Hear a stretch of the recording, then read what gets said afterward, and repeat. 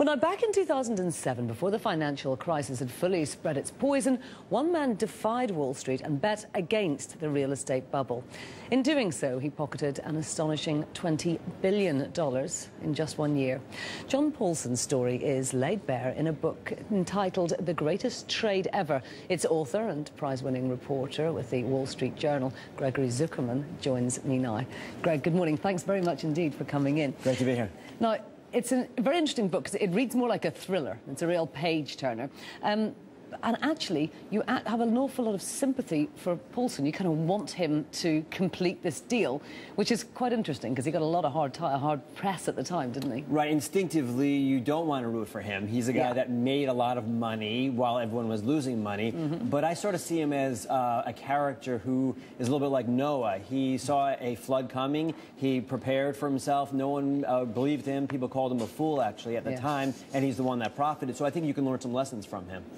Now, one newspaper here in Britain said that John Paulson should be paraded down Fifth Avenue naked and then tied to a lamppost so we can all take out our anger and despair on this grasping monster.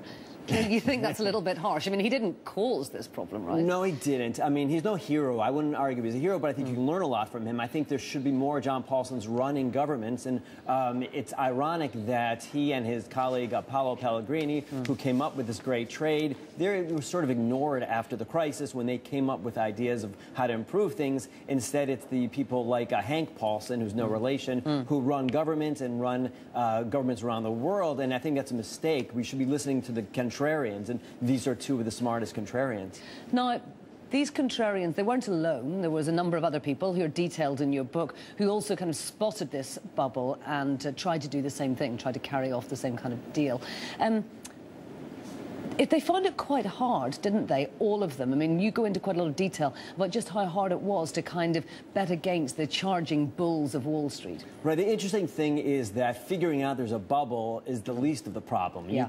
A lot of people thought it was a bubble. I think it's, in hindsight, we think that everyone drank the Kool-Aid, as it were, and thought the housing was going to go flying forever. But I don't think that's the case. A lot of people thought housing would finally collapse, but they didn't know how to pull off a trade and how to express that view. And that's what Paulson and a few others did. But you can be early and still not make the trade. There's an investor I follow named Michael Burry, who's a doctor and turned investor in Northern California in the United States. Very smart and sharp, and he was a little too early. So timing is a big part of it as well, and conviction. John Paulson was called a fool. He brought in the top analysts, Bear Stearns, Goldman Sachs. They sat across from him at tables and they said, what you're doing is wrong. And Paulson had conviction and he kept with it.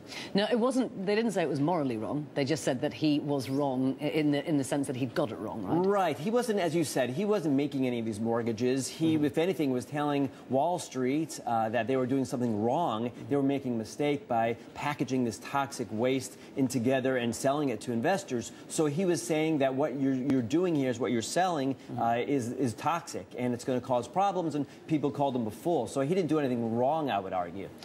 Will he be forgiven, do you think, now that the recession is turning a corner? How will he be looked back on? I think people are going to look back and say that he had some things to say before others, and people shouldn't have ignored them. I'm not saying he's a hero. There are better things to do in this world than bet against toxic mortgages, I would think. But he's saving money for a lot of his investors, and he made a lot of money for charities and other kinds of people. And I think there are some lessons you can learn from people like Paulson who ignore the consensus. And I believe that we're in an age of bubbles where there is a bubble every few years. You can think about technology and housing, obviously, and maybe Asian currencies and energy markets. And I think there are a few around the bends. And we need more contrarians to listen to some of these contrarians in the future. No, I can't let you go before asking you, what is he doing now?